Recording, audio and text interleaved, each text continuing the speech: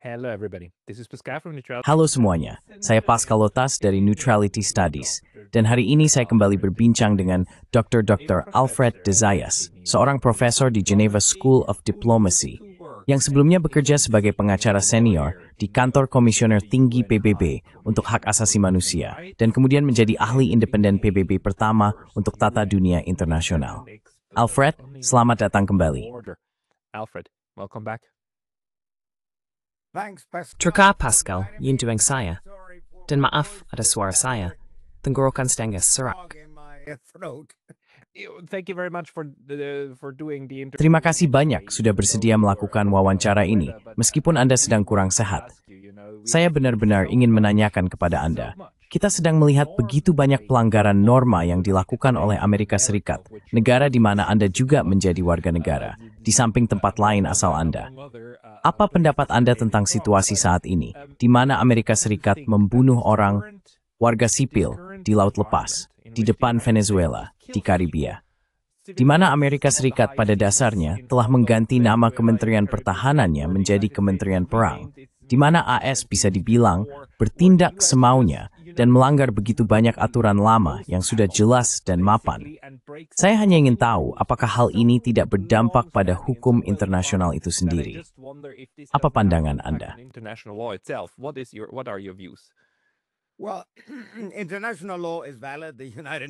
Ya, hukum internasional tetap berlaku. Piagam Perserikatan Bangsa-Bangsa masih sah. Yang membuat saya khawatir adalah keheningan dari London, Paris, dan Berlin. Maksud saya, kita seharusnya menjadi penjamin hukum internasional. Semuanya berakar pada Liga Bangsa-Bangsa, pada pendirian Perserikatan Bangsa-Bangsa, dan negara-negara yang memikul tanggung jawab untuk mengawasi pelaksanaan hukum internasional justru gagal.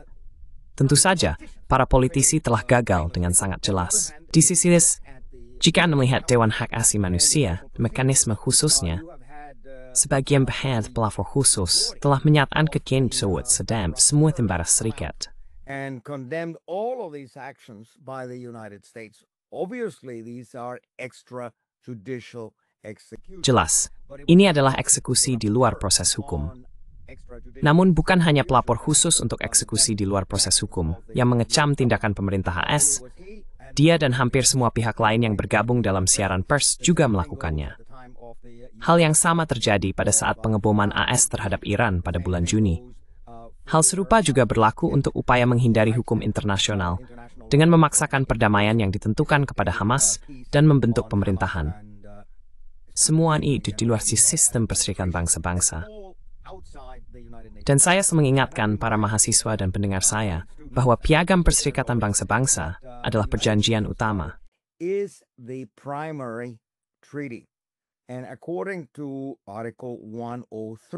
Dan menurut pasal 1.3 yang disebut klausul supremasi, jika ada konflik antara suatu perjanjian yang diikuti oleh Amerika Serikat atau negara lain, misalnya Perjanjian Organisasi Perjanjian Atlantik Utara, atau Perjanjian Maastricht dari Uni Eropa, atau Perjanjian Lisbon dari Uni Eropa, jika terdapat ketidaksesuaian atau pertentangan, maka Piagam Perserikatan Bangsa-Bangsa yang memiliki kedudukan lebih tinggi.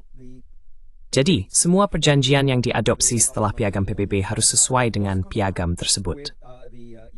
Kita memiliki jurisprudensi yang konsisten, maksud saya putusan dan pendapat penasihat dari Mahkamah Internasional, yang menegaskan hal ini. Jadi, ketika Mahkamah Internasional akhirnya mengeluarkan putusannya dalam kasus Afrika Selatan melawan Israel, tentu saja tidak ada pilihan lain. Israel case, of course it has no choice. It has to find that genocide. Pengadilan harus menyimpulkan bahwa genosida telah terjadi. Mahkamah Internasional tidak dapat mengabaikan semua laporan yang diserahkan oleh para pelapor khusus mengenai Palestina. Saya berbicara tentang John Dugard, Richard Falk, Michael Lynch, dan tentu saja Francesca Albanese.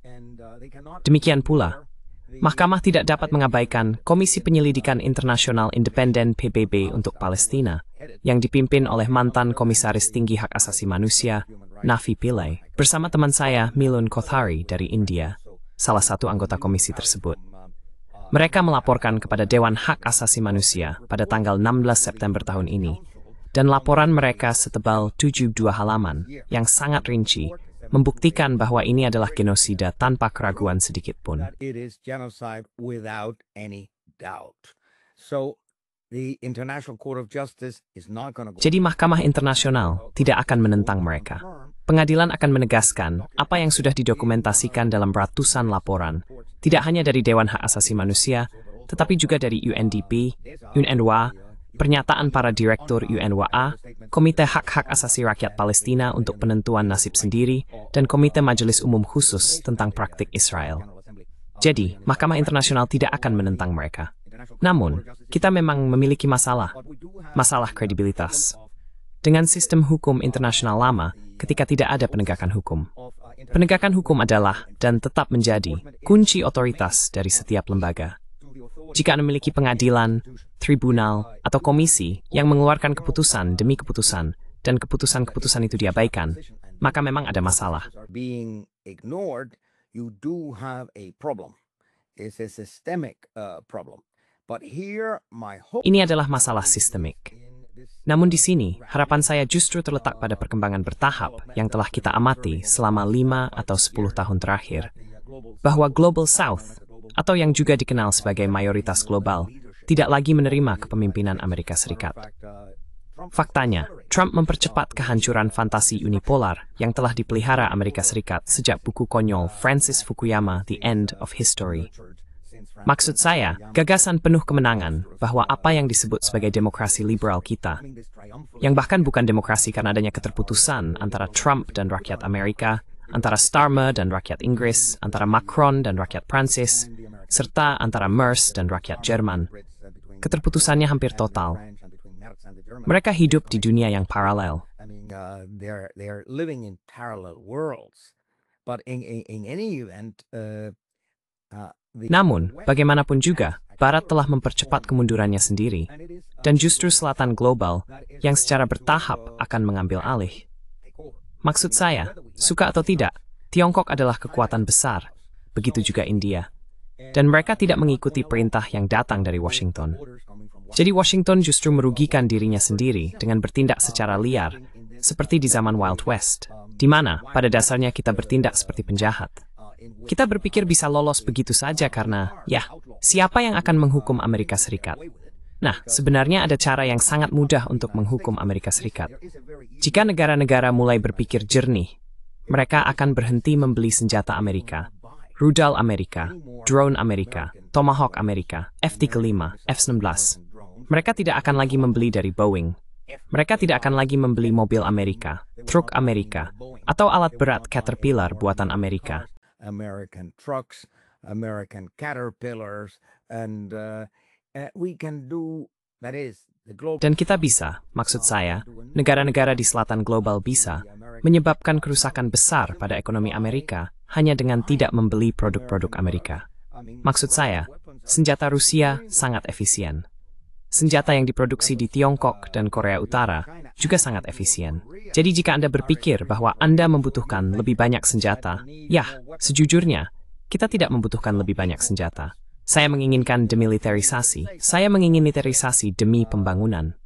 Saya menginginkan pengalihan orientasi dari ekonomi yang berfokus pada militer menjadi ekonomi yang berfokus pada keamanan manusia yang bisa dilakukan. Saya menulis laporan tentang hal itu untuk Dewan Hak Asasi Manusia pada tahun 2014. Jadi jika negara-negara memutuskan bahwa AS sedang berperang dengan hukum internasional, The U.S. is at war with international law. The U.S. is at war with the United Nations. So we're going. AS sedang berperang dengan Perserikatan Bangsa-Bangsa. Jadi kita akan mengisolasi Amerika Serikat secara komersial. Kita tidak akan berurusan dengan mereka. Hal yang sama berlaku untuk Israel. Israel di luar kendali. Israel adalah negara teroris. Israel adalah negara genosida. Tidak ada yang lebih buruk daripada melakukan genosida. Oleh karena itu, tidak hanya hubungan diplomatik dengan Israel yang harus diputus, tetapi juga hubungan dagang. Jangan pual kepada Israel. Ini soal mengorganisir Selatan. Israel untuk mengambil kepemimpinan. Dan kepemimpinan itu bisa diambil oleh gerakan BRICS, oleh Brasil, Afrika Selatan, India, dan Tiongkok. And India and China. And let us see how now Dan mari kita lihat bagaimana situasi di Ukraina berkembang sekarang, dengan 3 kantong pasukan Ukraina yang terkepung ini. Apakah mereka pada akhirnya akan menyerah, atau apakah kita akan menyaksikan kematian yang sama sekali tidak perlu? Narasi bahwa Ukraina masih bisa menang begitu delusional, hingga membuat saya kesal ketika membacanya kadang-kadang di New York Times dan Washington Post, yang justru merugikan para pembacanya. Saya sangat berterima kasih atas program Anda, dan juga atas program Profesor Glenn Deason, yang telah beberapa kali hadir di acara Anda, serta atas analisis yang sangat jelas yang kami dapatkan dari John Mearsheimer, Jeffrey Sachs, dan banyak lainnya yang sebenarnya memberikan informasi kepada publik yang semakin sadar tentang kebohongan yang dimainkan oleh pemerintah terhadap kita. Ya, Pascal. Pascal. I'm very glad. Thank you for that. Saya sangat senang. Terima kasih atas penjelasannya. Menurut saya, hal yang perlu kita pikirkan sekarang dan semakin cepat semakin baik, bukan hanya bagaimana kita keluar dari krisis ini, tetapi juga bagaimana kita memanfaatkan krisis ini dalam hubungan internasional dan hukum internasional sebagai katalis untuk membangun sesuatu yang berfungsi sedikit lebih baik daripada versi sebelumnya. Misalnya, kita melihat saat ini bagaimana negara-negara tertentu mengabaikan berbagai ketentuan. Dan justru negara-negara yang paling keras menyerukan tatanan berbasis aturan. Israel, tetapi juga Jerman, Prancis, Inggris, dan sebagainya, yang benar-benar mengabaikan beberapa pilar fundamental. Kita juga melihat bagaimana masyarakat sipil di banyak negara tersebut gagal meminta pertanggungjawaban terhadap sistem mereka sendiri.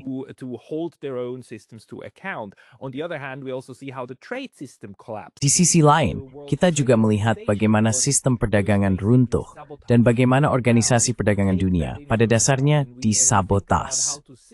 Sekarang jika kita mempertimbangkan hal itu dan memikirkan bagaimana cara mensistematisasi apa yang baru saja Anda usulkan, menghukum negara-negara yang mengabaikan hukum internasional, bagaimana kita bisa membangun mekanisme yang benar-benar menghubungkan organisasi perdagangan dunia atau apapun yang menggantikannya dengan versi Dewan Keamanan yang lebih kuat, atau semacam gagasan tentang bagaimana mencegah penggunaan kekuatan mematikan secara sistematis. Apakah Anda punya gagasan? Bukan hanya tentang apa yang harus dibangun, tetapi juga bagaimana kita bisa membangunnya.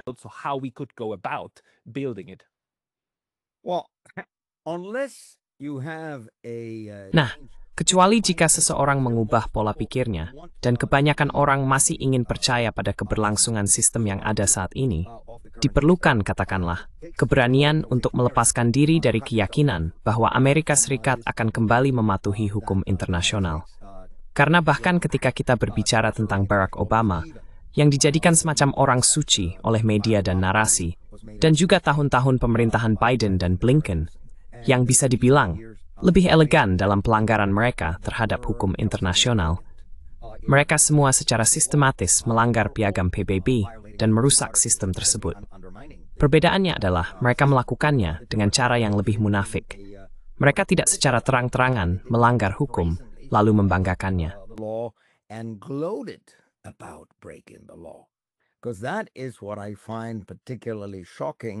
Karena itulah yang saya anggap sangat mengejutkan dalam konteks genosida di Gaza, misalnya.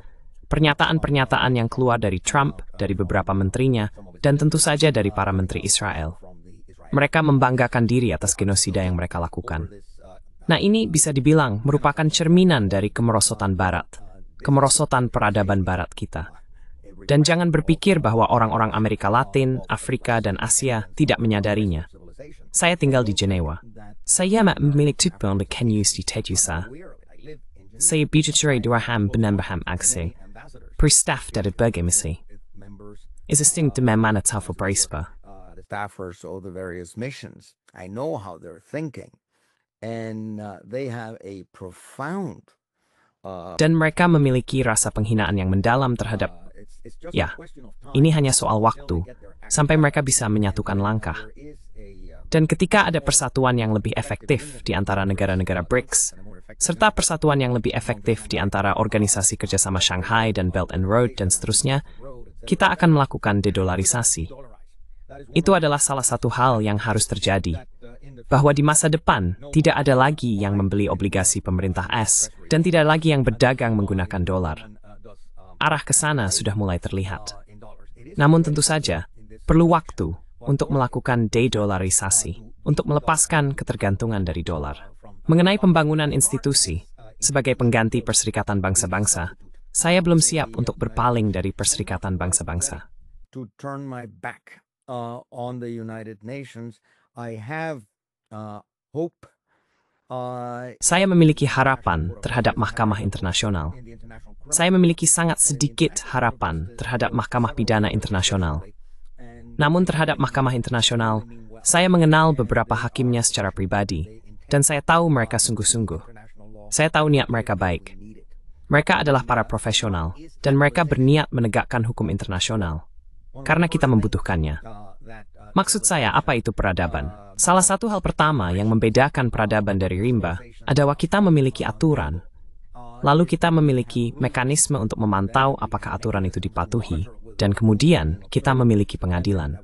Saya telah menjadi pendukung penguatan sistem peradilan regional. The regional court systems. The problem being is that the regional court systems, like Masalahnya adalah bahwa sistem peradilan regional, seperti halnya segala sesuatu yang bersifat manusiawi, juga telah dibajak, dijadikan alat bagi Washington dan Brussels.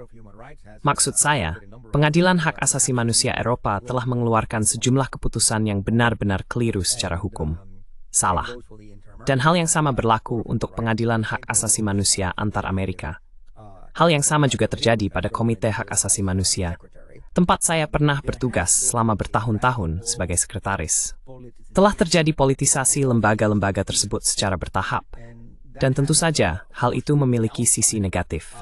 Jika Anda mengajukan kasus yang tidak sesuai dengan pandangan politik yang dianggap benar, kasus Anda bahkan tidak akan didaftarkan. Maksud saya, situasinya separah itu. Sekretariat sebenarnya tidak memiliki wewenang untuk memblokir pendaftaran kasus baru, tetapi mereka melakukannya. Citaw kami harik sesi manusia kau. I know it. The Human Rights Committee does it.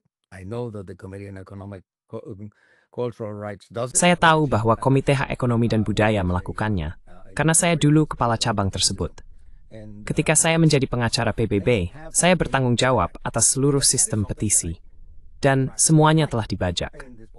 Itu sesuatu yang saya coba jelaskan dalam buku saya, The Human Rights Industry. Bagaimana Dewan Hak Asasi Manusia, Kantor Komisaris Tinggi untuk Hak Asasi Manusia, Organisasi Pelarangan Senjata Kimia, Mahkamah Pidana Internasional, dan Badan Energi Atom Internasional pada dasarnya bekerja sama untuk Washington dan Brussels. Dan tentu saja, hal itu harus diakhiri. Tapi saya tidak ingin membuang bayi bersama mandinya. Saya tidak ingin mengatakan bahwa Perserikatan Bangsa-Bangsa dan telah dijual. Jadi, mari kita tutup dulu. So let's close the shop. We need international law and we need a Kita memerlukan hukum internasional dan kita memerlukan masa transisi di mana kita dapat memikirkan pembentukan pengadilan internasional sejati yang memiliki sarana untuk melaksanakan keputusannya. Hal itu dapat dicoba bagaimanapun juga melalui Persatuan Negara-Negara Global Selatan untuk menciptakan tribunal terpisah semacam itu. Sehingga kasus-kasus dapat diajukan tidak hanya ke Mahkamah Internasional, tetapi juga misalnya ke Tribunal Internasional negara-negara BRICS. Ini adalah persoalan yang jelas telah menjadi perhatian banyak pemikir lainnya. Saya sudah menyebutkan dua pengamat favorit saya, yang satu Jeffrey Sachs dan yang lainnya John Mearsheimer. Orang-orang ini, para pemikir ini, seharusnya dilibatkan dalam pembentukan lembaga-lembaga tersebut. Of these bodies Dan saya bisa dibilang sangat kecewa dengan Barat setelah bekerja, karena saya dulu adalah seorang Amerika yang sangat bangga, dan juga dalam arti tertentu seorang proto-Eropa yang bangga. Saya bangga dengan budaya kita, sastra kita, musik kita, dan segala hal yang telah dibawa oleh peradaban Barat. Namun saya sangat khawatir, seperti halnya Eisenhower, bahwa kompleks industri militer telah menggantikan demokrasi, bahwa mereka memiliki sistem pintu putar, di mana mereka saling memberi makan, mengendalikan narasi, menguasai seluruh media, dan uang berbicara di mana-mana. Karena itu, mereka berhasil mencuci otak massa agar menerima apapun kebodohan atau ketidakadilan yang dilakukan pemerintah. The government is doing. I mean, and this kind of Maksud saya, bentuk perampasan lembaga seperti ini sudah terjadi sejauh dan sepopuler Hadiah Nobel Perdamaian. Kita akan berpikir bahwa salah satu pencapaian tertinggi peradaban Barat adalah pemahaman bahwa perang seharusnya dilarang, seperti dalam pasal 9 Konstitusi Jepang. Kita seharusnya memahami bahwa di planet yang kita bagi bersama ini, kita harus hidup berdampingan dan hidup dalam damai. Jadi gagasan tentang penghargaan bagi orang-orang yang paling banyak berbuat baik untuk saling pengertian internasional, perlucutan senjata, solidaritas, dan kerjasama, dan sebagainya, merekalah yang seharusnya menerima Hadiah Nobel Perdamaian. Namun sayangnya, dan ini bukan hal baru, bahkan pada tahun 1996, mereka memberikan Hadiah Nobel Perdamaian kepada Presiden Theodore Roosevelt. to President Theodore Roosevelt. That's scandalous. To give the Itu memalukan. Memberikan Hadiah Nobel Perdamaian kepada seseorang yang terkenal, seorang agresor terkenal, seseorang yang meyakini perang sebagai hampir menjadi tugas utama pemerintah untuk berperang melawan pihak lain. Dan kemudian, keputusan 2 minggu lalu untuk menganugerahkan kehormatan ini kepada Maria Corina Machado. Ya, Maria Corina Machado selama beberapa dekade telah menjadi sosok yang sangat tidak demokratis, berusaha menggulingkan pemerintahan Venezuela dengan kekerasan, dalam tradisi lama Amerika Latin tentang kudeta, yang membuat kawasan ini memiliki reputasi buruk, karena begitu banyak junta militer, begitu banyak kediktatoran sayap kanan yang berkuasa secara tidak demokratis. Maksud saya, dia telah menyerukan intervensi militer AS di negaranya sendiri, agar dia bisa menjadi presiden dan menggantikan Nicolas Maduro. Nicolas Maduro. She asks for more sanctions. Dia meminta lebih banyak sanksi terhadap bangsanya sendiri. Meskipun dia tahu, dari semua yang telah dipublikasikan, kita memiliki studi oleh Mark Weisbrot dan Jeffrey Sachs tentang hukuman kolektif terhadap Venezuela. Dan itu hanya untuk tahun 2018. Hanya 1 tahun. Mereka memperkirakan jumlah kematian berlebih akibat sanksi ekonomi AS mencapai 40.000 jiwa. Itu hanya 1 tahun. Jadi hitung tahun 2019, 2020, 2021, 2022. Hitung juga tahun-tahun COVID, ketika mereka dikecualikan dari segala bentuk bantuan COVID. Itu mengejutkan. Dan perempuan ini mendukung tindakan koersif sepihak tersebut, yang dikutuk oleh Majelis Umum setiap tahun. Maksud saya, kita baru saja memiliki resolusi ke-33 dari Majelis Umum yang diadopsi dengan dukungan besar, menuntut pencabutan embargo AS terhadap Kuba, dan setiap tahun ada resolusi tentang keabsahan tindak koersif sepihak. Of unilateral coercive measures. And there will be one, I'm sure, adopted usually on Dan akan ada satu, saya yakin, yang akan diadopsi, biasanya pada tanggal 16 atau 17 Desember. Itulah tanggal ketika serangkaian resolusi omnibus diadopsi, dan tentu saja tahun ini satu akan diadopsi. Dewan Hak Asasi Manusia mengadopsi resolusi yang mengecam sanksi ekonomi. Komite Hak Ekonomi, Sosial dan Budaya mengecam sanksi semacam itu karena dampak negatifnya terhadap hak asasi manusia. Namun Barat, Amerika Serikat, Inggris, membela sanksi mematikan tersebut, membelanya di Majelis Umum, dan membelanya di Dewan Hak Asasi Manusia. Jadi ketika Anda melihat catatan pemungutan suara dari banyak resolusi, Anda menyadari siapa yang berada di sisi sejarah yang benar dan siapa yang berada di sisi yang salah. Dan kita di Barat telah menempatkan diri kita di sisi sejarah yang salah. I absolutely agree. And Saya benar-benar setuju. Kemunafikan dari seluruh hal ini hanya menambah luka yang sudah ada. Tapi saat ini, kita sedang mempelajari beberapa pelajaran yang sangat penting. Pertama-tama, meskipun kamu benar bahwa orang biasa menginginkan perdamaian, dan mungkin 99% populasi dunia memahami dan menginginkan perdamaian sebagai tujuan akhir, kita memiliki sekitar 1% dari kelompok perang global yang benar-benar secara aktif menginginkan perang. Mereka ingin menggunakan perang sebagai sarana untuk melaksanakan rencana besar mereka, dan sebagainya. Dan orang-orang ini juga telah belajar bagaimana mengemas hal-hal ini dalam istilah kemanusiaan. seperti yang tampaknya pernah dikatakan Ronald Reagan, tangan besi Amerika Serikat akan datang tertutup sarung tangan beludru kemanusiaan. The velvet glove of humanitarianism, and that's just one aspect. Dan itu baru satu aspeknya. Aspek lainnya tentu saja adalah bagaimana menggunakan LSM untuk melaksanakan perubahan rezim dan sebagainya. Maksud saya, tingkat kecanggihan kelompok perang global sangat tinggi. Jadi pertanyaan bagi saya adalah, bagaimana kita dapat meningkatkan kecanggihan hukum internasional, termasuk mekanismenya, untuk menyeimbangkan hal ini? Sekarang, pertanyaan langsung bagi seseorang yang memahami prosesnya. Majelis Umum Perserikatan Bangsa-Bangsa jauh lebih demokratis dibandingkan Dewan Keamanan, karena prinsipnya satu negara, satu suara.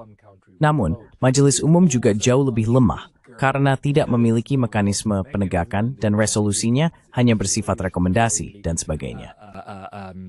Recommendations and so on, but can we use this avenue or also another avenue? Tapi bisakah kita menggunakan jalur ini, atau mungkin jalur lain, seperti amandemen terhadap perjanjian, terhadap piagam, atau perjanjian multilateral terpisah, yang dapat disusun di dalam majelis umum, tetapi kemudian ditandatangani di luar itu? Dapatkah kita menciptakan mekanisme yang akan bantu kita menyingkirkan kemanusiaan yang tidak masuk akal ini dari cara Amerika Serikat, Israel, dan pihak lain saat ini menggunakan dan menyalahgunakan istilah-istilah tersebut? Oh, cara yang efisien untuk menghilangkan Gates and Do, sudah kita miliki. To create the amendments to what we already have. Well, amendments to the charter are allowed. Nah, amandemen terhadap piagam memang diperbolehkan sesuai dengan pasal 19, tetapi harus disetujui oleh Dewan Keamanan, dan veto AS sudah pasti akan digunakan. Ya, itulah sebabnya, terlepas dari semua gagasan baik dari Hans von Sponeck dan Richard Falk dalam buku mereka, Liberating the United Nations, Realism with Hope, segala bentuk reformasi melalui amandemen piagam untuk saat ini tidak menjanjikan. Saya memang berpikir bahwa kita memerlukan, setidaknya untuk masa transisi, sebuah gerakan terpisah yang dipimpin oleh negara-negara BRIC. Dan ada benarnya hal itu. Anda tahu, ketika seseorang memiliki kekuatan ekonomi yang besar, ia memiliki pengaruh dan kemudian dapat memaksakan sesuatu. Mari kita akui, ketika Amerika Serikat, Inggris, Prancis, dan Uni Soviet pada akhir Perang Dunia Kedua secara sepihak memutuskan untuk mengadili Nazi. To try the Nazis. That was not the world. Itu bukan dunia yang menyelenggarakan pengadilan militer internasional di Nuremberg. Itu adalah sekelompok kecil negara kuat yang berkata, kami akan mengadili Nazi. Sekarang, negara-negara BRIC bisa membentuk tribunal BRICS mereka sendiri untuk melakukan sejumlah hal. Misalnya, jika negara-negara BRIC sepakat bahwa orang-orang yang dihukum oleh Tribunal Internasional negara-negara BRIC, ketika memasuki yurisdiksi mereka, akan ditangkap, diadili, dan dipenjara. Hal itu akan mengirimkan pesan kepada Global North bahwa hegemoni mereka telah berakhir. Dan tentu saja, kita tahu bahwa Barat telah kehilangan cukup banyak kekuasaan dan pengaruh di dunia secara umum. Tetapi masih belum ada tribunal yang benar-benar akan menghukum mereka. Convict them. The WTO tribunal, because obviously Tribunal WTO, karena jelas dalam bidang perdagangan, tarif yang diberlakukan oleh Trump merupakan pelanggaran berat terhadap perjanjian umum tentang tarif dan perdagangan, serta tidak sesuai dengan sistem organisasi perdagangan dunia.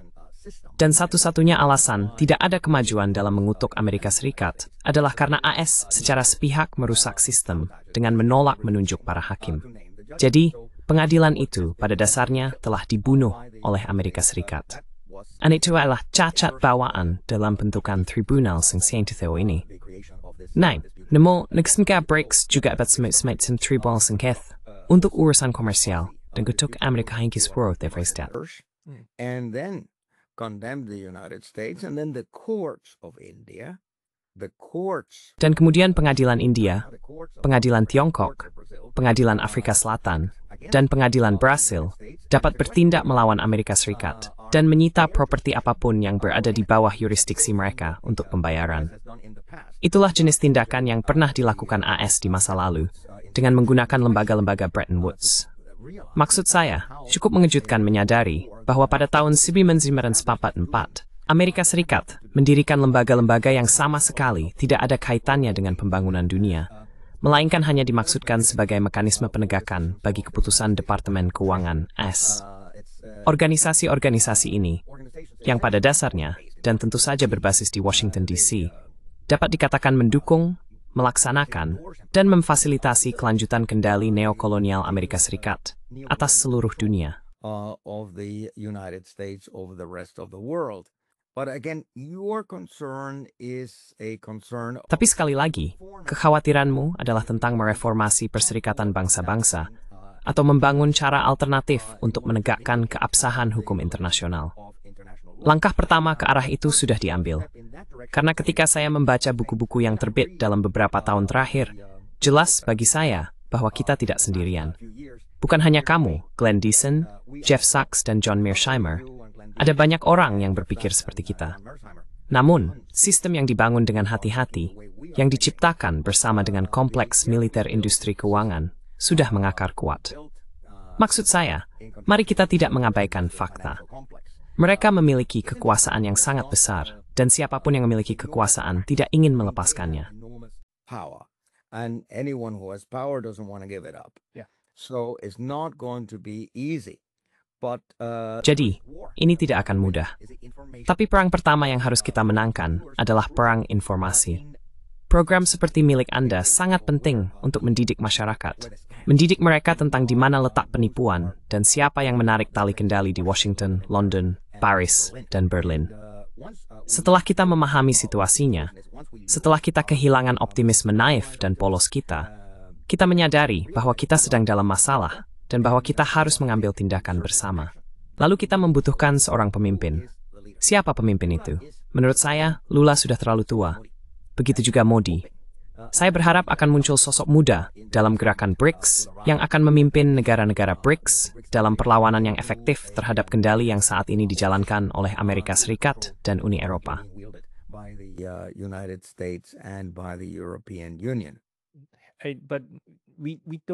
Tapi kita sebenarnya tidak harus memiliki satu pemimpin. Yang kita butuhkan adalah pemahaman bersama, bukan hanya tentang apa yang salah, tetapi juga tentang cara memperbaikinya. Benar. Jadi saya hanya ingin kembali ke poin ini. Kita tahu sekarang bahwa hukum internasional lebih dari sekadar Perserikatan Bangsa-Bangsa, tetapi PBB adalah tempat yang sangat efektif untuk memperdebatkan, mendiskusikan, dan mengembangkannya. Kita bisa, misalnya, menempuh jalur TPNW, Traktat Pelarangan Senjata Nuklir, yang menjadi hukum internasional dan dilembagakan dalam sistem PBB meskipun ditentang oleh negara-negara global utara, bahkan oleh Tiongkok dan Rusia, karena mereka sebenarnya, ya benar, ingat itu. Kita memiliki jalur TPNW di PBB, di Majelis Umum, untuk mengatakan, baik, kita ingin norma baru, dan kita akan mendapatkannya, dan kita akan memperjuangkannya sampai kita memilikinya. Lalu kita akan berusaha mengembangkannya.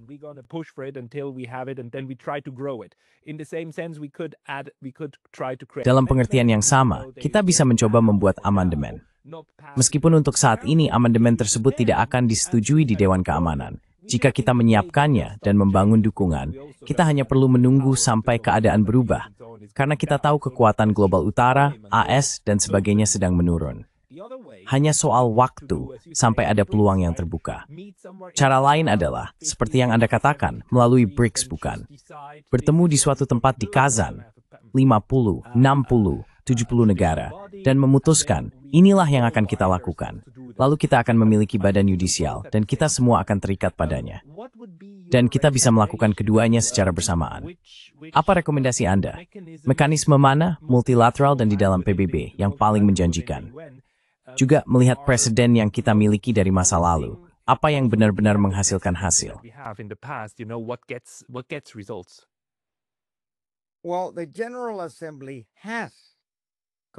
Ya, Majelis Umum memiliki kekuasaan yang cukup benar menggunakannya. Majelis Umum sebetulnya sudah bisa dan sah mengadopsi resolusi Uniting for Peace. Saya terkejut, meskipun Craig Mohiber telah menjelaskan dengan sangat jelas bagaimana cara melakukannya, karena ia telah menjelaskan bagaimana Majelis Umum di masa lalu mengadopsi resolusi Uniting for Peace dan bagaimana hal itu bisa dilakukan saat ini. Belum ada satupun negara yang melakukannya sejauh ini. Saya memiliki harapan besar ketika Gustavo Petro hadir di majelis umum pada bulan September bahwa ia benar-benar akan melakukannya. Bahkan ada rumor bahwa ia akan melakukannya. Små, the step through knowledge. He was going to do it, but in the end he didn't. And but if it's not Gustavo Petro, Tapi jika bukan Gustavo Petro, bisa aja Ramaphosa dari Afrika Selatan, atau mungkin Lula dari Brasil, atau bahkan Modi. Penting untuk menyebutkan hal ini, karena kita semua adalah negara pihak pada konvensi genosida. Dan konvensi genosida itu, pertama dan terutama, bertujuan untuk mencegah genosida, bukan untuk menghukum genosida. Hukuman itu bersifat ex post facto, dan jauh kurang penting. Konvensi ini dibentuk untuk mencegah terjadinya genosida. Seharusnya kita bisa mengharapkan bahwa semis negara, anggota majelis umum, dan negara pihak pada konvensi genosida akan bawanya ke majelis umum untuk sebuah resolusi bersatu untuk perdamaian. the General Assembly for a Uniting for Peace resolution, but in the same mechanism as Uniting for Peace.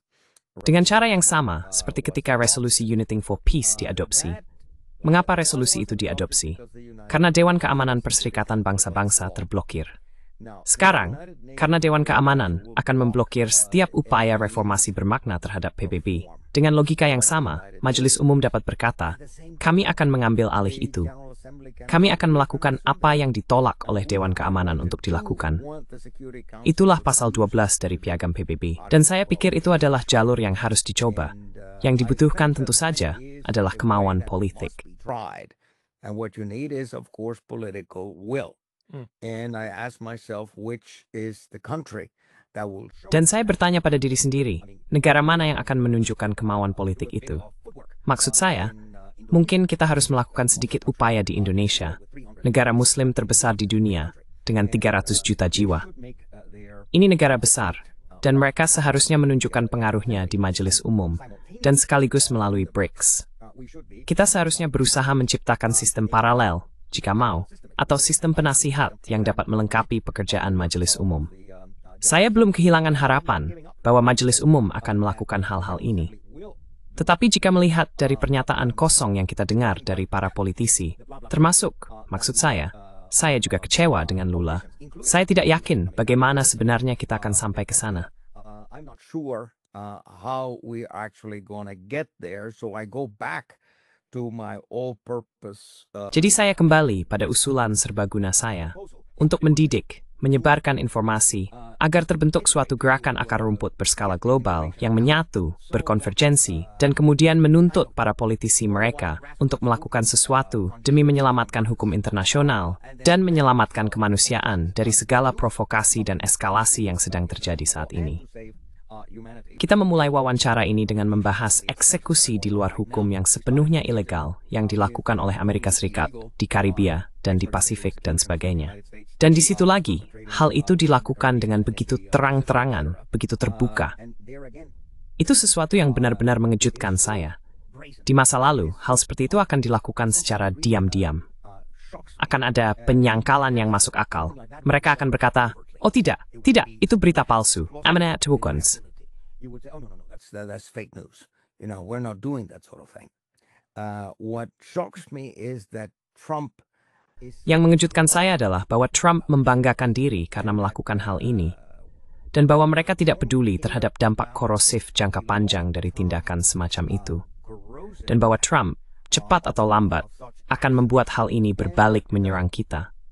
Cepat atau lambat, kita akan harus menanggung akibatnya, karena hukum internasional berfungsi ketika semua pihak sepakat bahwa hal itu baik bagi kita, bahwa hal itu masuk akal. Tetapi, jika Amerika Serikat secara sistematis melanggar hukum internasional dan lolos begitu saja, maka negara-negara lain yang kurang kita sukai akan mengikuti jejaknya. Mereka akan melakukannya, dan mereka akan berharap bisa lolos juga. Jadi ini adalah spiral yang menurun. Inilah yang saya sebut kemunduran dalam hukum internasional, dan kemunduran dalam pandangan kita tentang peradaban, pandangan kita tentang hak asasi manusia, dan martabat manusia.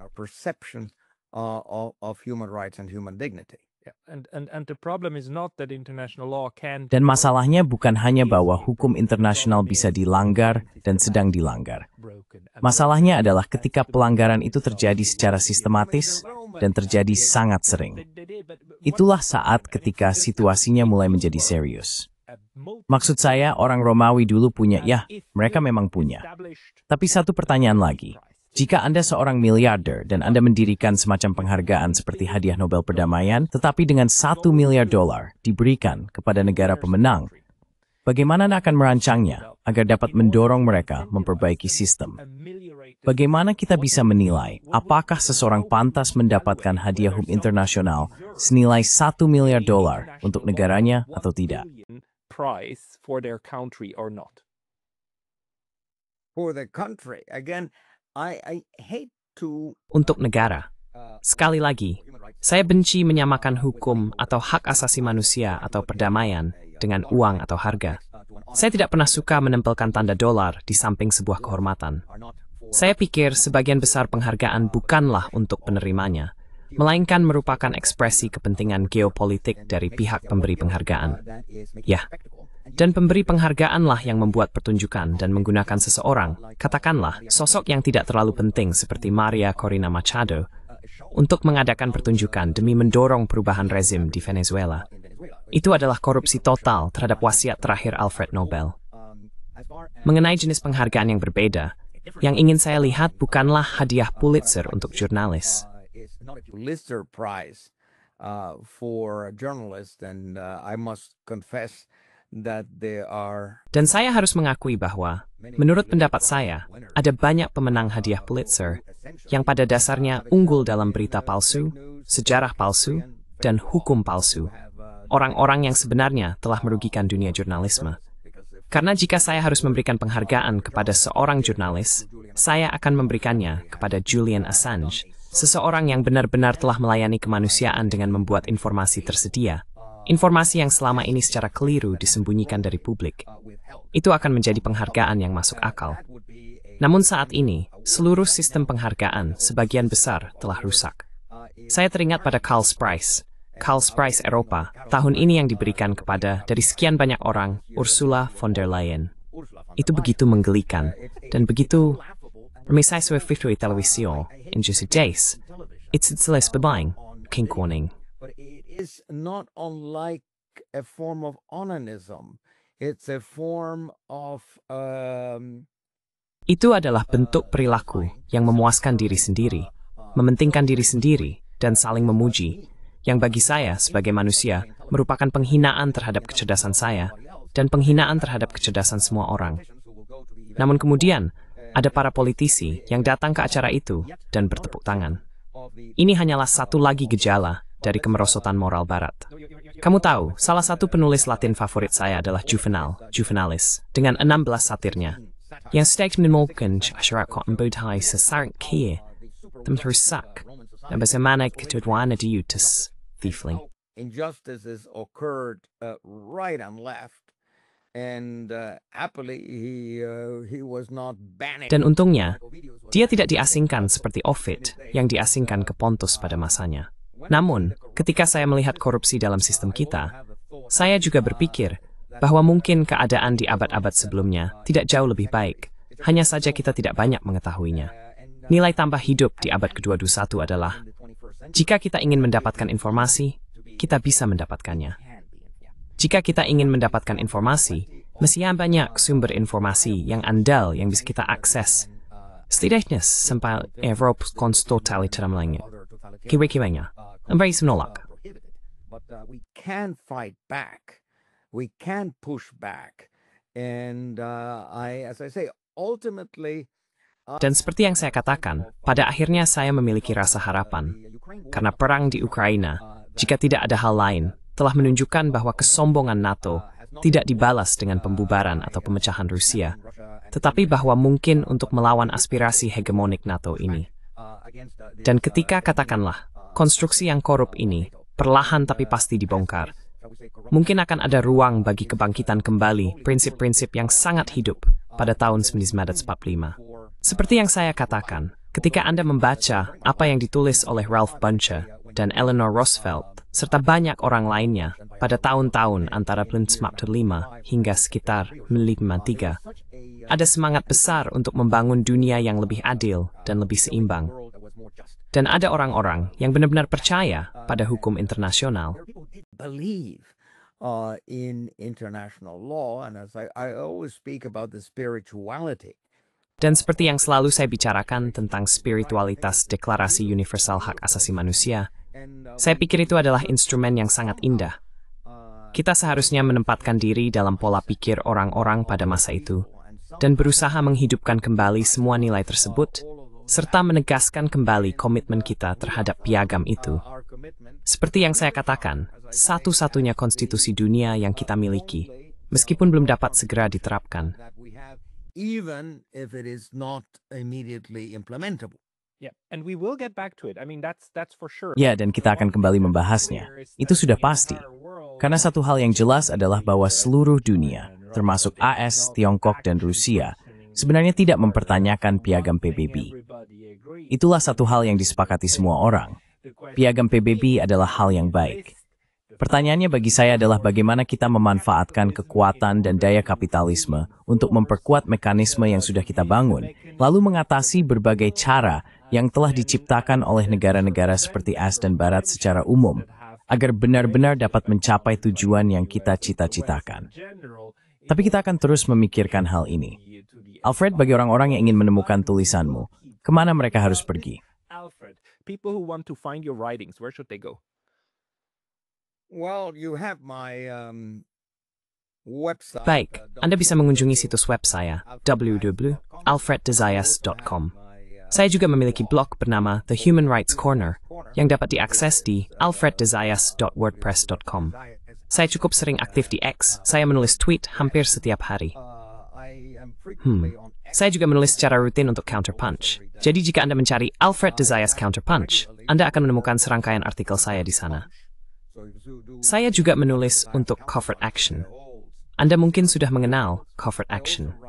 Saya baru saja menerbitkan sebuah artikel di sana kemarin, yang juga sudah saya kirimkan kepada Anda. Anda mungkin ingin membagikannya jika ada yang bertanya.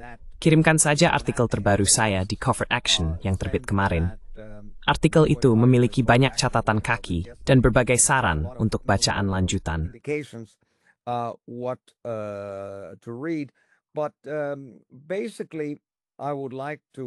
Pada dasarnya, saya ingin berfokus pada trilogi hak asasi manusia saya dan buku saya Building a Just World Order, yang ditulis pada tahun 2021 dengan 25 prinsip tatanan internasional. Buku kedua dalam trilogi tersebut adalah Countering Mainstream Narratives, diterbitkan pada tahun 2022, dan The Human Rights Industry, diterbitkan pada tahun 2023.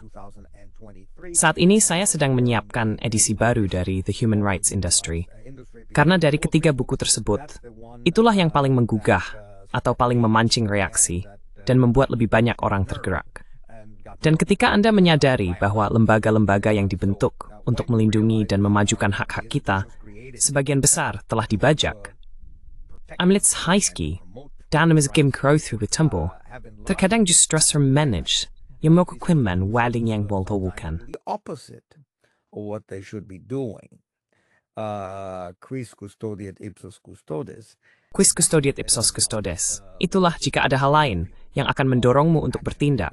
Karena kamu menyadari, kamu tahu, aku telah dibohongi, aku telah ditipu, aku telah disalahgunakan, dan sekarang aku melawan. Dan buku itu, menurutku, dan aku tahu buku itu digunakan di beberapa universitas. Aku tahu ada seorang profesor di Tulsa, Oklahoma, yang baru-baru ini menulis kepadaku tentang hal itu. Jadi menurutku ini adalah proses panjang demi menyelamatkan diri kita dari situasi yang telah para pemimpin kita ciptakan. Tapi sekali lagi, kamu memberikan kontribusi yang luar biasa. Maksudku, aku menontonmu secara rutin. Terima kasih. Dan beberapa programmu benar-benar luar biasa. Aku hanya berharap jutaan dan jutaan orang akan menontonnya. Thank you. But, you know, Terima kasih. Tapi Anda tahu, tantangan yang kita hadapi adalah bahwa kita perlu menyelamatkan diri kita dari diri kita sendiri. Itulah sebenarnya tujuan hukum internasional. Itulah inti dari keseluruhan upaya tersebut. Jadi Alfred, saya berterima kasih atas pandangan Anda dan kita akan berbicara lagi. Dr. Alfred Desayas, terima kasih banyak. Alfred Desayas, thank you very much for your... Sesmis, smekas kalutas.